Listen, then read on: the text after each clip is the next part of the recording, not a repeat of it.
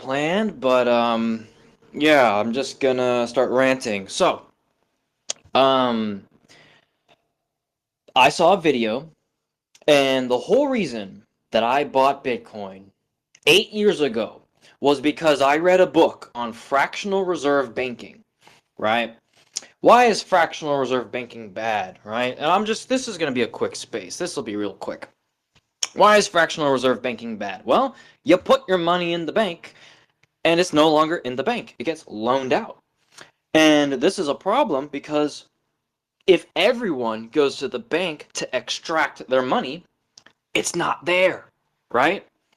And this is called the bank run. This has happened in the past. Now, the banks manage risk based on, we don't think everyone's going to take their money out at once. We think only a few people will. And that's how they do the risk reward. What do they loan out? What do they not loan out? And, you know, before FDIC insurance, banks kind of had to literally be responsible with that risk. But they ended up being greedy and not responsible. So you, as the customer, you have no say in any of this. You just put your money in the bank, and then no terms are in your favor, and it just gets loaned out. And you just have to hope to God that no one else wants to cash out their money. Well, this is identical to the Bitcoin mindset, right? You just have to hope to God that not everyone wants to cash out at the same time. Why are we repeating this? Why are we doing this again? This is literally a bank run. This is the whole reason FDIC insurance was created, right? We have learned nothing. And so right now, the current state of Bitcoin, the same way people back in 1912 or 1917, well, let's just hope to God that not everyone pulls their money out at the same time. Let's hope that that number is small. That's the same argument that Bitcoiners have. Oh, let's just hope that less than 1% of the network decides to open up Lightning channels or move their money to Coinbase to spend. Let's just hope that less than 1% of users a day decide to use Bitcoin. What? That's the same garbage that imploded and caused an insane recession. And Bitcoin is structurally set up to literally do that. And it doesn't even have to be that way. That's just how it's programmed. And no one's saying a thing. I don't see anyone covering this. I don't even see gold bugs covering this. Gold bugs hate Bitcoin. They don't even cover this. Right? This is insane. Why is no one talking about this? It's just math.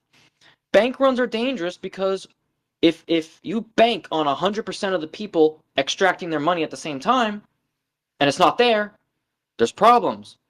But why do we change the rules for Bitcoin? Why is Bitcoin special, right? It's not. What's going to happen to Bitcoin when all 200 million cold wallets want to sell their Bitcoin when they're in profit? This isn't rocket science.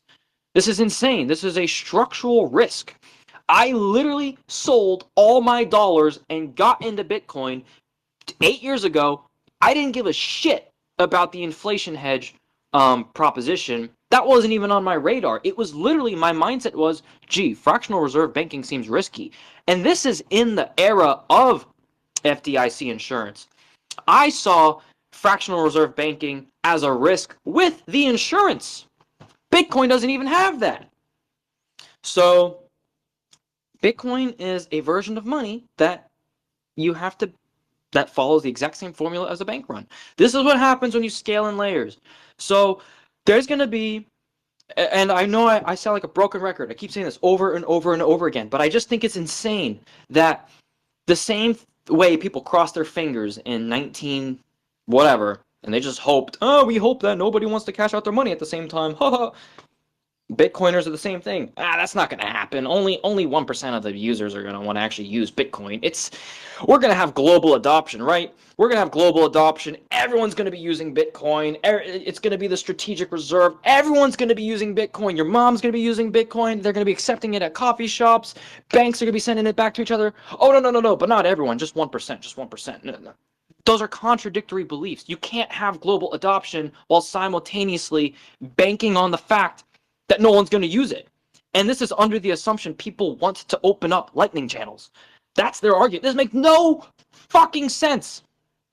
Anyway, this is just the math.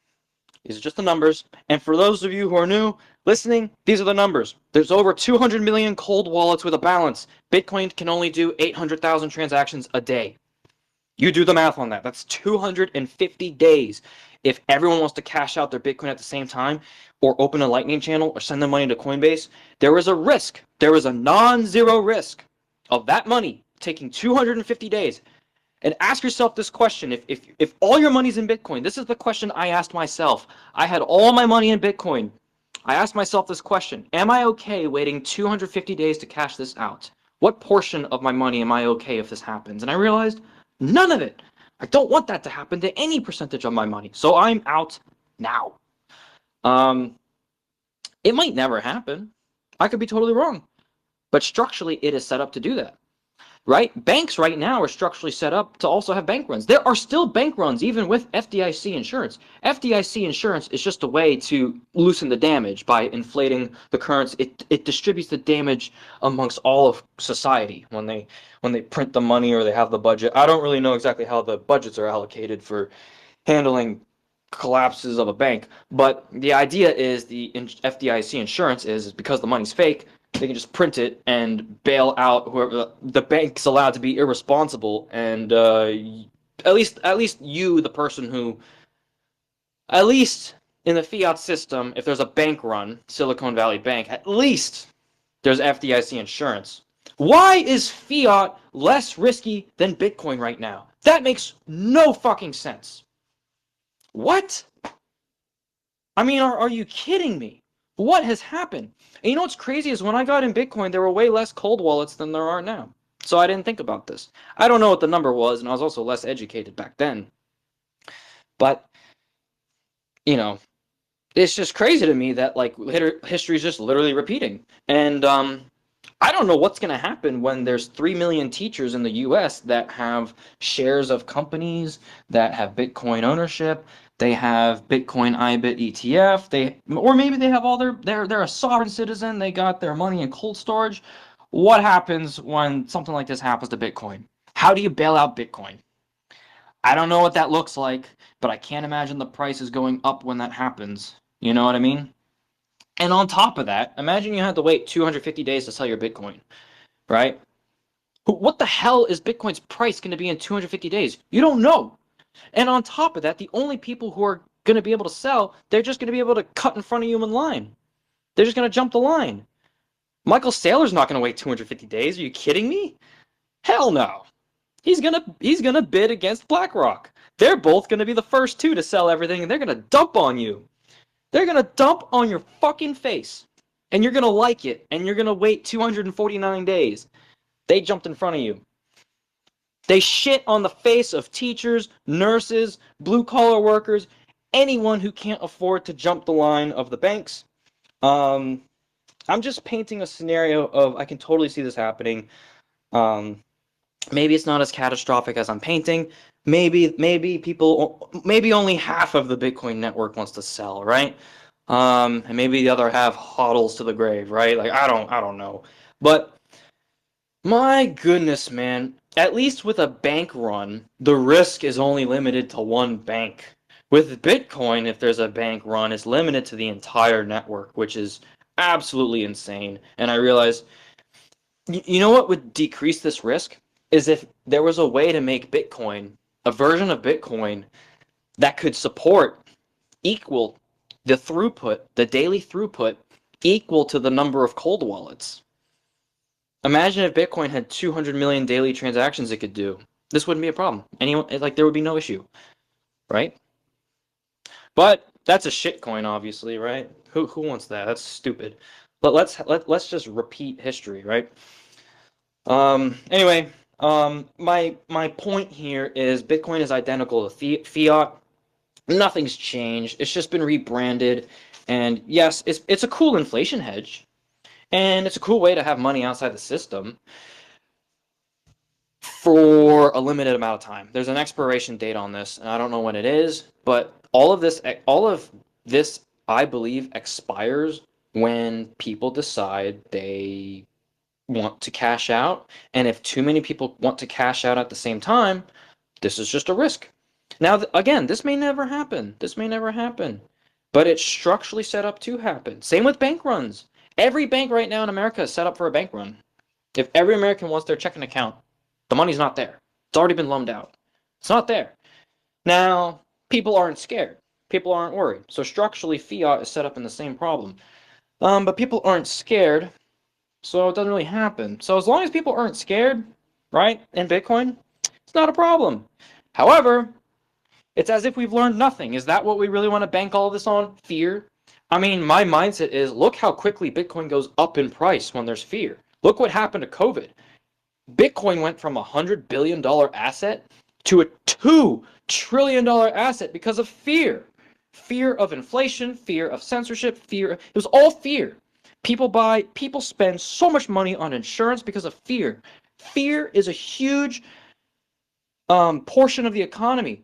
People will go out and they will finance cars for 84 months to get a brand new car because they want the latest safety features, blah, blah, blah, blah, blah, because of fear. They don't want to have a used car that, might be a little older, right? And you know what? That's none of my business, right? Everyone's allowed to do what they want to do. But my point is, fear affects people's decision making.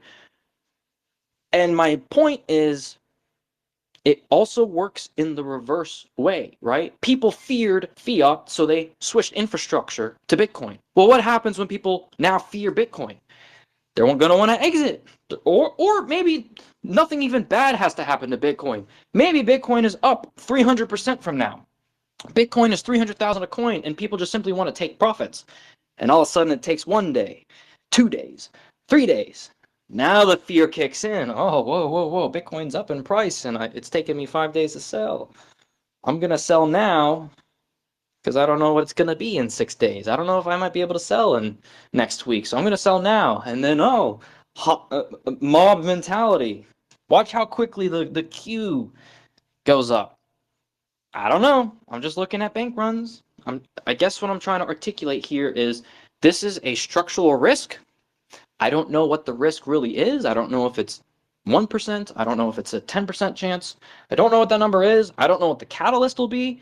Maybe the catalyst is a low risk, and maybe the fact that this actually happens is a low risk. I have no idea. All I know is that it's non-zero and that it's structurally set up to where this can happen. Whereas Caspa isn't. Oh, it's a shitcoin. I'm mentioning this because there's going to be Bitcoiners that watch this. And okay, well, you know what's a shitcoin? Not being able to fucking sell your Bitcoin when 200 million cold wallets want to sell. So, anyway, I'm going on a rant. I have other videos in mind, but that's my 2 cents. Peace out, y'all. None of this is financial advice, but, oh yeah, one more thing. This is why there's these Bitcoin YouTubers. Oh, you need to get to 1 Bitcoin. You need to get to half a Bitcoin. And you will see these people tell you like their parents' life depends on it. Like their own life depends on it. That you need to get to X amount of Bitcoin and you need to fight like hell to just put everything you have into it. Liquidate the 401k. Liquidate everything you have. To borrow against the house. Buy more Bitcoin, right? Bitcoin's trusted. It's been around for 15 years. We can trust this thing. Put everything you have in Bitcoin. Bitcoin's safe. It's the point is people believe Bitcoin is risk-free, and there is a false perception of just put everything you have into it. You'll see rich people right now, the Cardones, right? They're putting all their money in Bitcoin. These people are screwed. They'll be the first to exit. They'll dump on your head, right? My point I'm trying to get at here is there are these people making videos on YouTube all about you need to get to X amount of Bitcoin, right? And I believe that is going to kill a lot of people. That's what happened during the Great Depression. People unalived themselves because they couldn't access their life's work. These Bitcoin content creators that preach the gospel of Bitcoin and ignore this. They ignore this and they tell you to put your life savings into Bitcoin and they ignore this. They are killing people. Oh, that's a stretch. They're not killing anyone. They're making YouTube videos. They're killing people, and here's why. What happens when you take away everything that someone's worked for? You kill their spirit. You kill their ability to have hope.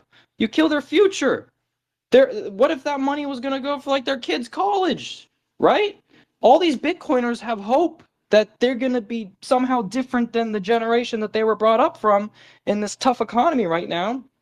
This is hope for people. And what happens when it gets liquidated?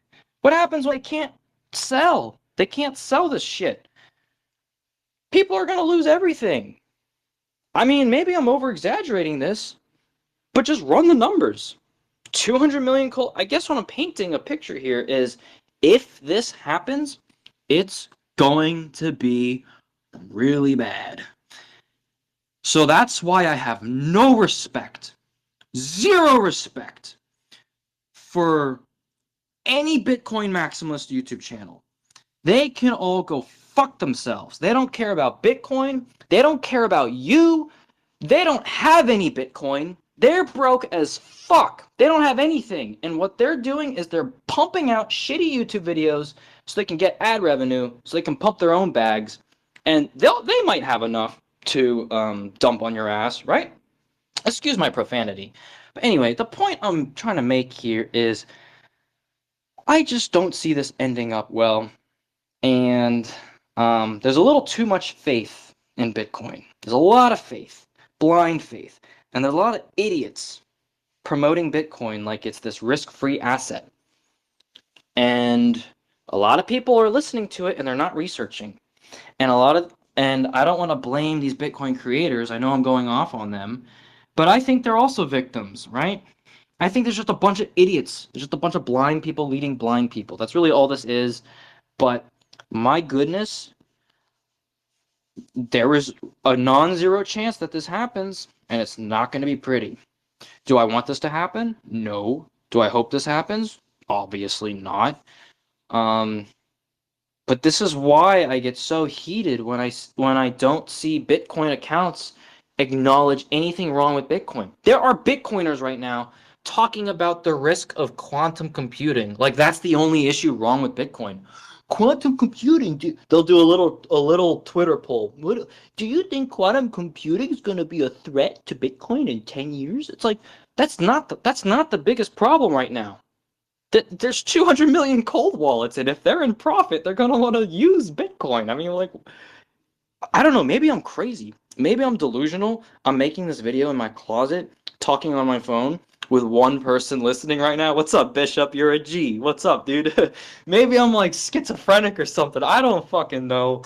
But, oh my God. I don't know, man. These numbers are not adding up. All I know is that this is not a risk that I want to take, and this is not a risk that I would want my family to take. There are family members that have asked me if they should buy Bitcoin, and I tell them, hell no, do not touch that shit. That doesn't mean I don't believe in sound peer-to-peer money outside of the government. That doesn't mean I don't believe in permissionless cash with a fixed supply with decentralized nodes, right? A lot of people confuse hating on Bitcoin with hating on freedom. That's not what I'm doing here. I'm hating on how Bitcoin brings freedom to people. I don't think it does it correctly. And it's not that Bitcoin's evil, it's just Bitcoin's a rough draft. That's all it is. People have assigned $2 trillion of capital to a rough draft. And I think that that's risky. And you know what? At the end of the day, this really isn't that big of a problem. I really don't give a shit.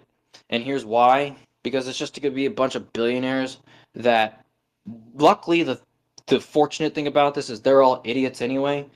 They're going to liquidate all of their real estate. Housing prices are going to drop in a good way. More real estate's going to free up. So that's good. Maybe housing becomes less of a monetary premium because now people are banking on Bitcoin. And then all these billionaires, well, they're not going to get screwed. I'm maybe thinking like they'll get screwed because they're the ones holding the Bitcoin. But I'm wrong. They'll be the ones that can sell the easiest. So never mind. I'm wrong there. I'm just thinking out loud. But the idea is, you know, this isn't good for anyone. I shouldn't wish ill on anyone. But yeah, this is just ridiculous.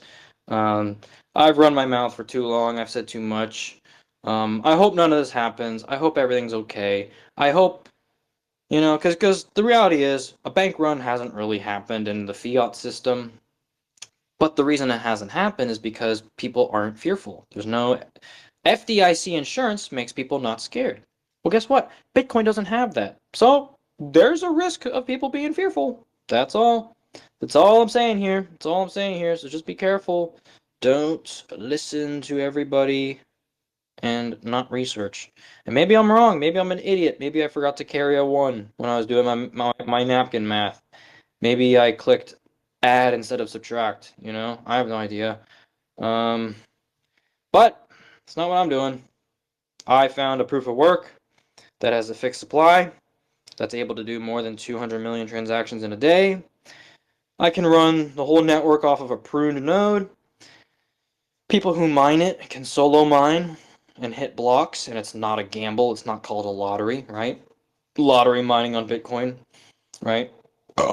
So, um, I'm not worried. I'm exempt from all this, which is nice. So that's my mindset. In a weird way, Caspa is the FDIC insurance on Bitcoin. That's my mindset. Um, so anyway, and what's interesting is the same way that fiat is collapsing, that money is choosing Bitcoin as the net. Bitcoin is the net that's capturing the collapse of fiat. And my mindset is, well, that net's not big enough and that net is going to tear. So there's got to be another net that's more capable to capture all that capital. And so I think when fiat and Bitcoin are simultaneously bursting, there's another net that's perfectly set up to absorb all that. Um, I don't know. I could be wrong, but that's the way I see it. Don't take anything I say as fact. Do your own research. Part of the problem we're in is so many people just listen to YouTubers and they don't research, and that's how we're in the situation to begin with. So don't listen to me. But yeah. Anyways, peace out, y'all. Y'all are awesome. I just had to do a rant because I saw a YouTube video and I got enraged and I had to do this. So what happened was I saw a video of some senator talking trash. How literally 7 days ago they were just like, there's potential for a bank run. Um, and then I just immediately thought of Bitcoin. And then in my recommended, I saw like 6 YouTube videos of people saying like, you need to get to 1 Bitcoin, you need to get to 0.0001. And I was just like, all right, this is just retarded now. So I have to talk about it. Anyways, peace out, y'all. If you're new, dropping by, listening, thanks for joining. I'm gonna end the space. Feel free to replay this one back. I think this is a good one. Um, yeah. And I intentionally try to make these entertaining. So maybe there's some fun listening to these. There's some entertainment in the Caspa community, right? Anyways, peace out, y'all. I love y'all. Bye-bye.